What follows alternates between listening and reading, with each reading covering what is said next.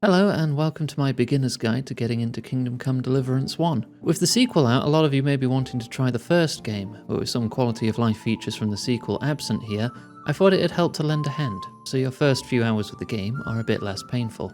I'll be mostly skimming over the prologue and tutorials and focusing on the frankly necessary skill training you have to do to get by, because it doesn't matter how good at games you are, Henry here, being the son of a blacksmith in 1403, starts off as near totally useless in every skill. But as you level up, the difference is absolutely staggering, as you go from the power level of a half-starved worm to being on par with a shonen protagonist. My name is Iggy and I enjoy helping people get into new games. I've so far got guides for Morrowind and Daggerfall on the channel, but we'll be making videos for more games in the future.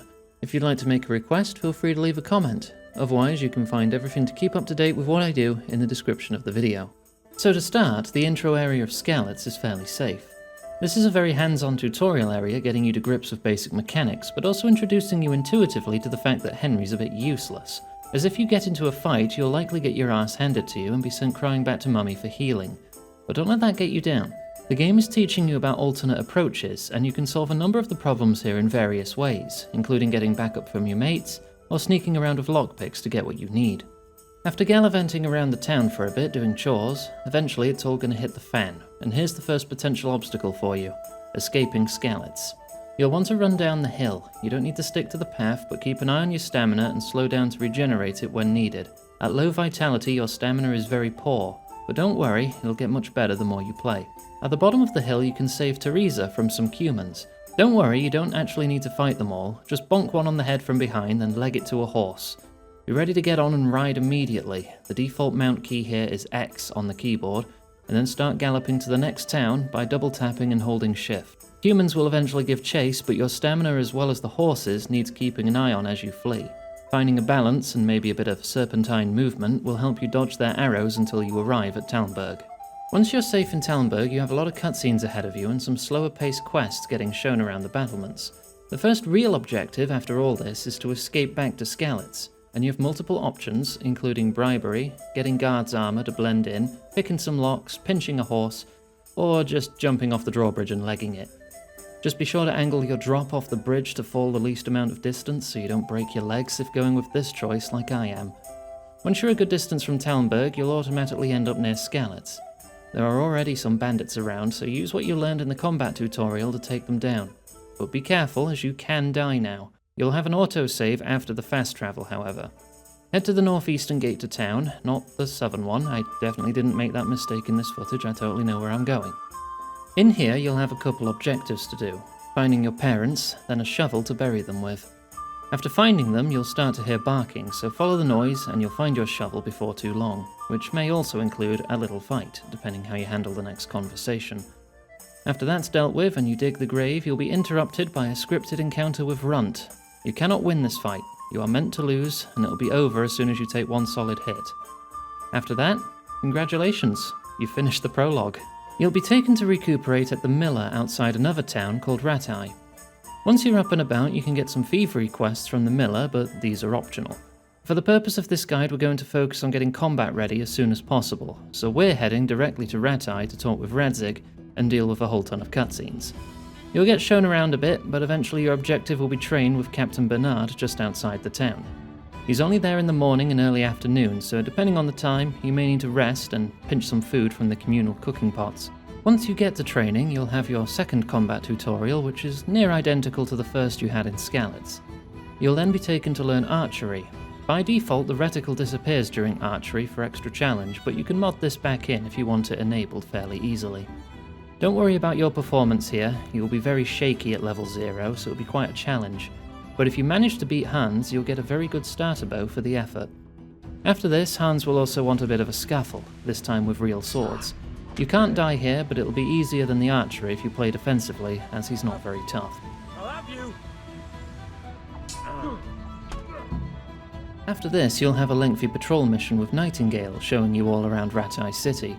This can drag on a bit, but it will help you learn the town and get all the shops marked on your map. When you get to the tavern, you'll have a chance to learn the dice gambling game. Basically in this, the aim is to get multiple 3-of-a-kinds or better for big points, while single 1s and 5s are also worth a small amount. You can find loaded dice to make this game near impossible to lose later in some DLC quests. This quest itself will culminate in another tussle with Hans, but after you're reprimanded and told to go on a hunt with him, it's at this point where you're now free to do as you please. Hans will wait forever here until you do his quest. Bear in mind there are some timed quests in the future, but this is not one of them. My biggest piece of advice I want to give you as soon as the quest The Prey begins is to totally ignore Hans and go back to Bernard's training field in the morning to practice more with wooden weapons. You'll gain EXP very fast doing this, and once you've gained a few levels you can learn a combo from him, and more importantly, get a lesson on Master Strikes. This is a vital passive perk that'll help you in combat immensely, and if you never return to train here, you'll never get it by yourself. Essentially, it adds an unblockable counterattack chance to every perfect block, and that chance increases with your stats. With the perk unlocked, you're free to train further if you wish and try different weapons. I find maces especially effective in this game, but bear in mind you'll take health damage practicing with maces if Bernard gets a hit in, whereas wooden swords go through your stamina first before you take damage, allowing you to freely surrender once you've had enough. When I play, I usually train to about level 8 or 10, but you can go less or more depending on your patience and lust for power. The skill cap for everything in this game is 20. At that point, you're considered to have mastered it. Level 0 means you don't know what you're doing at all, level 5 is beginner, level 10 is about averagely skilled, 15 being equivalent to someone who's quite experienced in the skill, and 20 is total mastery, and with each skill comes large benefits. As you level up your specific weapons, you'll get perk points, and they are all used to unlock new combos. And while these can be satisfying to pull off, their usefulness is unfortunately limited, especially the later in the game you get. The more experienced enemies you may face can also Master Strike and perfect block your attacks. When this happens, it kills your combo, so it becomes quite a matter of luck as you'll have to get 3 to 4 uninterrupted hits to do a combo, but if they perfect block once, you have to start over. My advice for combat from mid to late game is just play defensively and try to get your own Master Strikes to counter your opponent, then maybe go for a cheeky bonk on the head with a good mace before they recover their stance. Armor in this game is incredibly important for both you and your enemies, and you can use this to your advantage. If you see an enemy not wearing any plate over their face, then that's your best target, so aim upward and right-click to thrust your weapon at their face directly. A solid enough hit once you have some experience and a decent weapon can end fights in one blow. Similar if they aren't wearing a helmet at all, so punish that with an overhead strike. The biggest concern is when you're up against multiple enemies.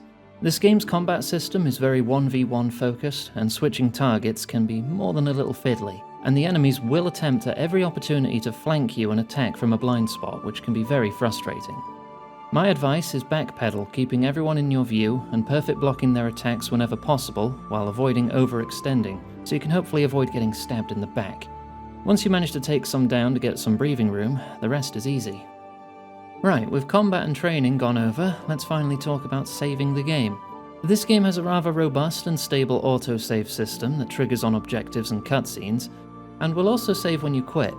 But what if you want a manual save before trying something risky, or you've been in the field a long time with no autosaves? Then you need a special drink called Saviour Schnapps. One is consumed immediately after a manual save and will cause a minor level of drunkenness in Henry. You get given some of these potions as you progress, but making your own is the real ticket to focus on here. Unless you just mod out the system entirely. It's one of the most popular mods, but I enjoy engaging with the system personally. If you want to make your own bottles of game saving, you'll want to go herb picking for nettles and belladonna. Nettles can be found basically everywhere, but belladonna is a bit less common. You can always buy some from an alchemist, but if you find a patch of it somewhere, take note of that, as it will respawn after a certain amount of time has passed, and herbs in this game do not go bad over time like food. Leveling your herbalism has a huge effect on your herb picking efficiency.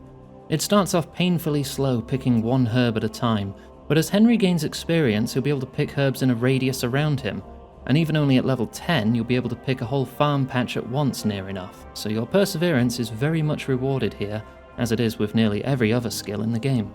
With the herbs in hand, the nearest alchemist is in Rattay Market Square. If you go around to the back of his house, you can find an alchemy bench where you can start the potion making minigame. Look to your right for your recipe book and... oh, right, Henry doesn't know how to read. All the words will be jumbled up as if Henry has dyslexia on steroids. If you talk to the bailiff in Ratai, he tells you the scribe in a neighbouring town can teach you to read. This will cost you 50 groschen, however. Making money in the early game can be a bit of a chore, but if you pick some herbs, maybe pinch a few things to sell to the miller, or offload some excess stuff, you should be able to make 50 in no time. So write to Iggys and pay the scribe to teach you how to read. This quest will give you a starting level of 3, and the words will get progressively less jumbled until you can read properly at about level 5. Every level past this increases your reading speed for skill books and gains more perks. Okay, so now that we can read, it's back to alchemy. You have to follow the steps quite precisely at first, but as you level up, you become allowed to make more mistakes without messing up the potion, which can enable you to make things much faster, as steps like boil for 2 turns become optional. And at a point, some potions you can make by just throwing everything in the pot and calling it done. But if you want to save the most time, you'll want to level up to get the 2 auto-brew perks to auto-brew 3 potions at once. While you can manually brew 4 at a time with a different perk, it's still much faster to auto-brew them once you've made them yourself once. With this on hand, you'll be making dozens of save potions, which will also help you to level up your ability at drinking alcohol without passing out. With all this info on hand, you're pretty much ready to go, but I'll give some final tips for you. I've hinted at it multiple times already, but skill level is everything in this game, and even a difference of 3 or 4 level ups can completely alter your chances of success. Some skills get easier to level the higher they are, and as such are a bit of a chore or even risky to practice leveling up when they are low, such as lockpicking or pickpocket. You can get the Ratai Miller to give you a pickpocket tutorial that you can repeat for early XP, and you can pay him for a little extra XP in the form of training too. Once you get going and have some experience and perks, everything gets much easier. It's truly the early game in Kingdom Come that can be the roughest, but tough it out and it'll be well worth the time investment. The lockpicking minigame here is also unique. I feel the game's tutorial can be a bit overbearing on it, so to put it simply, you just find the yellow sweet spot by moving your mouse around. Then as you hold D to rotate the lock, you have to keep your mouse in that sweet spot position as the lock turns in the circle. I'll finally go over some of the best perks I've come across in my time playing. Firstly, under main level, once you hit 12, you can take Contemplative, which freezes your hunger and tiredness meters as long as you're staying still. This on the surface may not sound amazing, but trust me, it's one of the most handy perks you can get. Taking this means you can read any skill books without worrying about your stats, and it also works with the wait menu. So if you ever need to wait for a specific time or quest, you can just put Henry in stasis for up to 24 hours at a time. The strength skill Headcracker once you reach level 8 is totally busted. Having a chance to knock out any enemy with a head strike is so powerful it can end fights so quickly and definitely helps thin numbers in group encounters. In Vitality, once you hit level 12 you can take Revenant, which gives you passive health regeneration outside of combat. With this you'll basically never have to use healing drinks ever again. With Speech at level 8 you can take Troubadour, which allows you to use the bathhouse services for cleaning, healing and getting haircuts for free.